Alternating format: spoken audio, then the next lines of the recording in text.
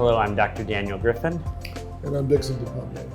And today we will be discussing non-purulent dermatitis. You know, I was hoping you would say that. You were hoping? Okay. Yes, because the last one was on purulent dermatitis. By contrast, what is non-purulent dermatitis? Well, I know when we did our lecture on purulent dermatitis, you were quite upset by the word purulence. Well, maybe not upset, but I certainly took it seriously. And so now that it says non-purulent, I guess you won't take this lecture very seriously. Well, I'm not sure. If I were a clinician and I heard, oh, don't worry, it's non-purulent. Yeah. Is that something that a clinician should consider, or does it also result in some serious manifestations? You know, I'll say, and I start off this section by saying it's always challenging. It's always challenging for me, and I think it's always challenging for a clinician to identify or classify or diagnose a rash as non-infectious and non-purulent and just inflammatory, with quotes around the just inflammatory. You mean like from a trauma or something like that? Well, let's say from an irritation. I know you told the story at one point about a dye in a bathing suit irritating a young woman's clothing skin. that fits too tightly. And so is it that maybe they touched something, maybe they used poison ivy for a purpose it's not really designed for, or they touched something that they're allergic to, or there's been something that they've been exposed to that has caused the immune system to respond. So it's always a challenge, because when you say something is non-purulent, non-infectious, when you're thinking of an inflammatory rash, dermatitis, if you're wrong and you settle down the immune system, you may end up in a really bad situation. You mean like immunosuppressing? If you suppress it with something. Got it. And so one of the things that we might end up using if someone has, we think, a non-purulent or infectious, inflammatory dermatitis, we might use a topical steroid. Exactly. And that could be quite a problem if it's fungal, if it's a type of bacteria we didn't recognize going into this. That's right. So one of the things we'll just, as an introduction thing, I always worry more when I make the diagnosis of non-purulent dermatitis, and I always spend a bit more time educating them about how important it is to come back promptly. Absolutely. If things go awry. Yeah, that's right. That's right. As far as clinical disease, this is very common. This is one of the things that, even though non-purulent sounds less upsetting than purulent, this can be very upsetting. It can have a major impact on quality of life. It can be miserable. Yep. So this is a frequent problem in, I'll say, all settings, whether it's a rich resource, well-distributed part of the world, or whether you're in a limited resource area. This is something that clinicians are going to have to be very comfortable with. Got it. Food allergies, some of them fall into this category? Sometimes they'll come in and they'll have this rash, they'll have this inflammatory skin condition, and it may be because of something they ate. In situations like that, clues might be symmetry and location. They may say, I'm itchy, I've got this rash everywhere, but it's worse maybe here, the antecubital fossa bilaterally. It may be behind the knees. The symmetrical full body rashes, non-purulent dermatitis, inflammatory skin responses, may often be due to a food or a medicine. This may be something you caused by treating them for something else. Iatrogenic. Well, not you. Not you, of course, Dixon. I love that word, iatrogenic. Iatrogenic. No, some of the non-purulent, non-infective dermatitis may be caused by clinicians, caused by our medicines. Right. So the diagnosis here is going to be critical. You want to be very careful, even though you're thinking this is not something so serious, because being wrong can be devastating. Right. You want to look and determine, is this a primary process, or is there some other process going on? Sure. Once you've made that, is there a bacterial process? Is there a fungal process? Maybe it's a parasite that doesn't normally affect us, like we've talked about. Yep. Swimmer's itch, when we have our avian schistosomes trying to invade. Exactly. It may actually be the invasion of a human parasite, and we're seeing an inflammatory rash where the real issue is going to be down the road and deeper and more of a major issue. Sure. So you always want to be really careful in how you approach this, in the confidence in your diagnosis. And again, like almost all skin conditions, we make a distinction between localized uncomplicated and generalized complicated. That's right. Should I ask you, have you ever had other than your poison ivy story in the woods? I'm trying to think. I'm not a hyperallergic type of person to begin with, so I've never had any food allergies that I know of. Okay. I don't think I've ever had any contact dermatitis due to new clothing or shoes that fit too tight or socks of the wrong color or something like that, which I know a lot of other people that I've known have complained about in their lives. To my memory, I would have avoided that clinic just based on symptoms. Okay. Well, let's talk a little bit about, we've gotten to the point where we're feeling somewhat confident. And I keep reiterating, we want to be somewhat confident. We don't want to just, go in there with the arrogance. I know what you have. Right. I always try to say, I think I know what you have. Exactly. Let's say we believe it's a localized, uncomplicated, non-infectious, inflammatory dermatitis. We might start with something like a coconut oil or a vegetable oil or a moisturizer. Oh, right. You don't need to really jump in, fully. A lot of times these irritations can be due to the skin not being moist, not being sort of in a healthful state. Sometimes we'll even throw a calamine lotion. But this is a lot of times when you're thinking about your limited resources, when I like to talk to the local people in the areas where I'm practicing, what do you tend to use? And they may be taking a coconut that's not very ripe, and they may be using something like that. Sure.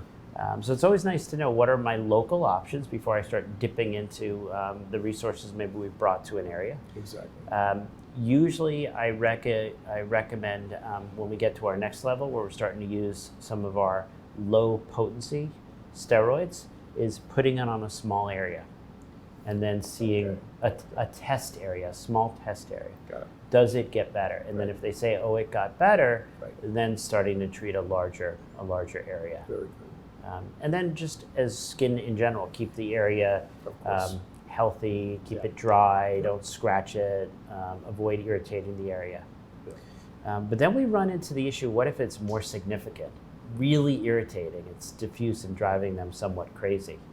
I still would start with the coconut oils, the vegetable oils, the local remedies, which can actually be quite helpful. You may want to do a little more with your steroids. You probably want to be careful as you go up to higher potency steroids. It is very rare that I would ever use an oral steroid in these settings. Particularly if I'm in an area where maybe there's strongyloides, where maybe there's some other underlying issues where if I immune suppress somebody in a context, let's say like the tropics or limited resources where maybe they don't have easy access to care, where you can create much more harm than you initially Absolutely. encountered. Sometimes we'll use anti-itch medicine, like our diphenhydramine. For children, we might use solutions, liquids. As we get older, we might start using tablets, things that allow them to stop scratching while the area heals. Sure. So my Rolodex was turning while you were saying some of that, and I do recall an incident. excellent. I look forward to this. Please share. Anecdote number 233, perhaps. No, I spent most of my life working in the laboratory on a parasite, and I used mice as my host. And I became allergic to mice, to dander, to the mouse dander, and also to mouse urine. So I had to cover up all of the parts of my body that would be exposed to those elements, including wearing a mask, and in some extreme cases, even a hairnet. And I can recall one incident where I was infecting the mice with all the precautions. But to do that, you take them out of the cage and you put them into a bucket. Out of the cage into the bucket and put them back in the cage. And you do the next cage into the bucket. Well, The bucket was then washed in hot, soapy water. And I was in the next room talking with someone on the phone after I had finished my work. And the allergens from the bucket vaporized and came around the corner and induced in me what you would probably classify as an anaphylactic reaction. Okay. And I couldn't breathe out. Mm-hmm. I could breathe in, but I couldn't breathe out. It was closing off as I would expand. Nothing was working in the other direction. And someone actually had to run down the hall to the Department of Dermatology and get a couple of tablets of, in those days they were giving chlortrimetin, but I could probably say it was another steroidal type of anti-inflammatory. And I absolutely took those. And I have a feeling that saved my life, because I was really exasperated, not knowing what caused this. Yeah. But of course, the moment I walked around the corner and I saw what was going on, oh. And I never forgot how that felt, because it was probably the most helpless moment of my adult life, with a situation that I had no awareness of what the cause was. So that's an allergic reaction deep in the lungs. That's not on the skin or anything, but it relates very much to that, because if I had a drop of urine, that would have been a very large, localized, itchy thing that would have just driven me crazy unless I used someone used. Yeah, no, I mean, the immune system can be our friend. It also can cause us lots of discomfort. No question. And what you were describing, when we have a really exuberant immune response like that in the lungs, you can get what you were describing as air trapping, where you can still get air in, but when you try to breathe out, the airways are narrow. You would need to really take your time. It would take 2 or 3 times, maybe 5 times as long to get the same breath out as you might to get it in. Right. You know what I really thought? I thought I was suffering from a heart attack at that point. That's really what was going through my mind. And thank goodness it wasn't. But no, and it is interesting. We talk here about all the different diagnosis, treatment, but you went one step farther. You identified the precipitant. Well, it was pretty easy once the culprit was observed firsthand, and based on what I was doing for the last 2 hours, it was obvious what the cause was. But and that can always be a challenge. Sure. I think a lot of clinicians might get frustrated, and after a while say, I can never figure out what it is. Exactly. Because things change. It might be a new detergent. It might be a new soap. Exactly. Or darkroom work. People working in the darkroom, where they're exposed to these photochemicals. Those people can become allergic to these photochemicals very rapidly. And if they don't wear gloves, and if they just put the papers in, we don't do it that way anymore, but we used to, lots.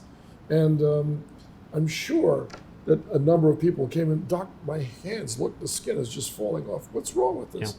Well, what do you do for a living? Yes. And that has a lot to do with contact dermatitis. And I use the term contact dermatitis. Yeah, well, that's what I used to call it. Yeah, which is actually, that is a large portion of this, is you have come in contact with something, your skin, your immune system is now responding. Exactly. As if it were an infection, as if it's something that needed to have a big immune response targeted. And so when you're going through, you may start asking, what do you do for a living? Exactly. And maybe they're doing something that involves lime, and they got lime juice, and now that sensitizes their skin to sunlight. So sometimes it can be a little more complicated. And you're only going to have so many of your tubes of cortisone cream and so many pills of your diphenhydramine, or so much liquid. So ideal is looking at the big picture, taking the extra time to maybe figure out, why does this person have the inflammatory, and how do we avoid it? So that is the ounce of prevention is worth a pound of cure. Yeah. And I think that, so for you, what is it, an ounce of prevention, staying away from all the mouse urine and dander? You have to create a barrier between you and the cause. And to do that, sometimes it requires going a long way. You almost have to look at it as if you're doing barrier medicine. So you've got a patient in the intensive care unit, and you change your gloves, you change your gown, you change your mask every time you go in and out of the room. And that's the way I treated my mice, because not because of what I was doing to them, but because of what they were doing to me. All right, well, I'm sure most of us have either seen this or we've taken care of individuals that have experienced this. So just to reiterate, always be very careful, because we want to make sure that we're not calming down the immune system when the immune system should be doing something to protect us. Follow-up is really critical. Yep. And whenever possible, try to get at the root cause so that you're not just masking symptoms, you're actually preventing them from developing. Sounds good to me. All right. Well, thank you for joining us again. Yeah, we'll see you next time.